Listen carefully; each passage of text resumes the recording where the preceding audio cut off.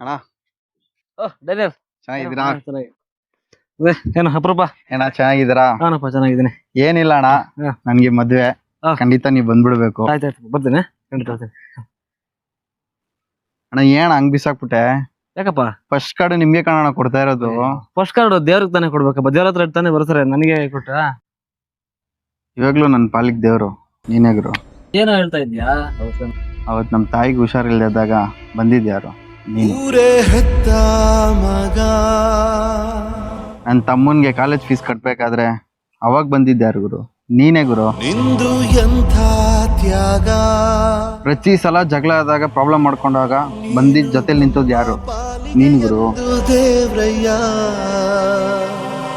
ಅದೆಲ್ಲ ಬಿಡುಗುರು. ಈಗ ನಾನು 50,000 ಜೋಬಲ್ ಮಡಿಕೊಂಡು ಮದ್ವೆ ಕೊಟ್ಟಿದ್ದೀನಲ್ಲ, ಇನ್ನು 5.5 ಲಕ್ಷ ಕೊಡೋದು ಯಾರು ಗುರು? ನೀನೇ ಗುರು. ನನ್ನ ಪಾಲಿಗೆ ದೇವ್ರು ನೀನೇ ಗುರು.